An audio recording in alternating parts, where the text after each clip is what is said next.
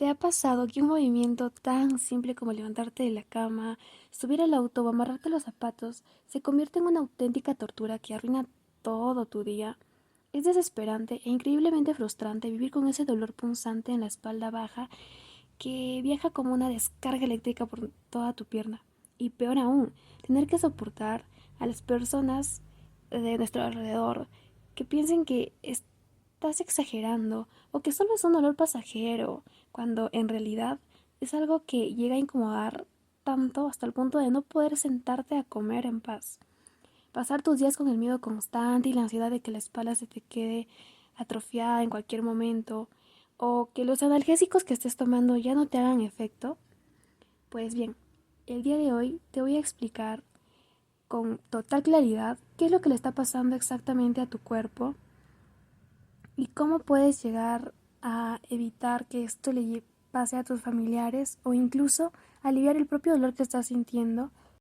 Hoy hablaremos de la hernia discal lumbar, una de las condiciones médicas más comunes, pero también una de las más incomprendidas y temidas por quienes la padecen. Para entender realmente qué está ocurriendo en tu cuerpo y por qué sientes ese dolor tan intenso, primero debemos dar una mirada rápida a la anatomía de tu columna vertebral. Imagina que tu columna vertebral es como una torre perfectamente diseñada. Es una estructura fuerte, central y flexible, que para empezar sostiene todo tu cuerpo y protege tu sistema nervioso. Ahora, está compuesta por huesos individuales llamadas vértebras que se apilan una sobre otra, desde la base del cráneo hasta la pelvis. Nuestra columna está compuesta por las vértebras cervicales, las torácicas, lumbares y finalmente las sacrococcígeas. Sin embargo, cuando hablamos de hernia discal lumbar, tal como lo dice su nombre, esta se produce exactamente en la región lumbar de la columna vertebral. Las vértebras de nuestra región lumbar son las más grandes, pesadas y resistentes, ya que son las encargadas de soportar la mayor parte de nuestro peso corporal y de amortiguar el impacto de cada paso que damos. Pero entonces, si las vértebras lumbares son tan fuertes como mencionamos, ¿qué es lo que pasa con nuestro cuerpo que nos da hernias? Para empezar, o mejor dicho, para comprender mejor el tema, necesitamos ver un poquitico más de cerca las partes específicas de la vértebra que estarán directamente implicadas en esta afección. Dentro de estas partes tendremos al cuerpo vertebral, el nervio raquídeo, la médula espinal, el anillo fibroso y el núcleo pulposo. Sin embargo, los que principalmente juegan un papel muy importante cuando hablamos de hernias son el anillo fibroso, el núcleo pulposo y el nervio raquídeo. Pero aquí va la explicación. El papel del anillo fibroso y el núcleo pulposo es fundamental para el movimiento diario de nuestro cuerpo, pero también es el eje central donde se origina una hernia discal. En una persona saludable, el núcleo pulposo actúa como el amortiguador principal de la columna. Al ser una masa gelatinosa y elástica llena de agua, absorbe los impactos verticales cada vez que caminamos, corremos o saltamos, distribuyendo así la presión de manera uniforme en todas direcciones. Por su parte, el anillo fibroso cumple el rol de un contenedor de alta resistencia, ya que sus capas de cartílago rodean al núcleo para mantenerlo firmemente en su centro, soportando las fuerzas de torsión, flexión o inclinación de la espalda, para que así nuestra columna mantenga su estabilidad y los huesos jamás se desgasten chocando entre sí. Pero, sin embargo, para el desarrollo de una hernia discal, este equilibrio se rompe por completo, debido al desgaste natural, las malas posturas o un esfuerzo físico brusco. Vale, hasta ahí ya tenemos un gran avance para saber finalmente qué es una hernia discal lumbar. Sin embargo, si nos preguntamos cuáles son los síntomas más comunes o cómo podríamos saber nosotros que podríamos llegar a tener esta afección, el más evidente va a ser sentir ese dolor en la zona lumbar, una molestia constante que empeora drásticamente al agacharnos o sentarnos por periodos prolongados, debido al aumento de presión en el disco. Sin embargo, el verdadero problema surge cuando el nervio se comprime severamente.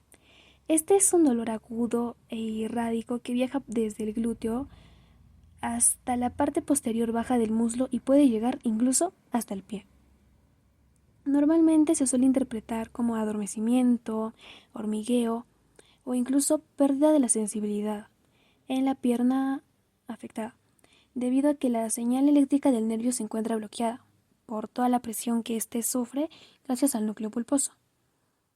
Finalmente, uno de los síntomas más preocupantes sería el déficit motor o debilidad muscular, ya que esto ocurre cuando el nervio pierde la capacidad de enviar órdenes a los músculos, provocando dificultades para levantar la punta del pie al caminar, lo que termina en tropiezos frecuentes o incluso una pérdida notable en la fuerza de la pierna afectada.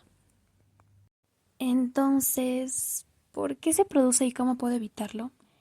La realidad es que, como cualquier otra enfermedad, las hernias discales no aparecen por arte de magia. Son el resultado directo de someter a nuestra columna a un estrés excesivo y prolongado. Pero la buena noticia es que cada causa tiene una solución clara que podemos empezar a aplicar desde el día de hoy. El detonante más común y peligroso ocurre cuando levantamos objetos pesados utilizando una técnica incorrecta. Si te agachas doblando la espalda en lugar de flexionar las rodillas, multiplicas la presión sobre tus discos lumbares. En ese instante, el núcleo pulposo es empujado hacia atrás con tanta violencia que puede romper el anillo fibroso de golpe. Para evitarlo, la regla de oro es mantener siempre la carga lo más pegada posible a tu cuerpo, contraer el abdomen y empujar con la fuerza de tus piernas y glúteos, asegurándonos que la columna permanezca recta durante todo el levantamiento. Además, otra manera de prevenir esto es evitar levantar objetos que superen el peso que nosotros podríamos llegar a levantar.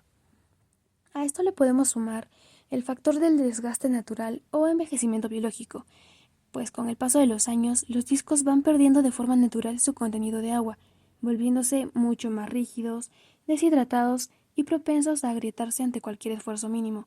Para contrarrestar este proceso, necesitamos combatir el sedentarismo manteniéndonos en constante movimiento, realizar caminatas diarias o ejercicios de bajo impacto que estimulen la circulación sanguínea en la zona, además de llevar una dieta adecuada, rica en vegetales, verduras, carnes, entre otros, pues finalmente la obesidad es otro factor que juega un rol destructivo y silencioso, ya que cada kilo de más en nuestro cuerpo actúa como una palanca de presión constante que empuja la columna, aumentando la carga mecánica en los discos lumbares, pues estos deben soportar el peso las 24 horas del día, lo que terminará acelerando su deterioro.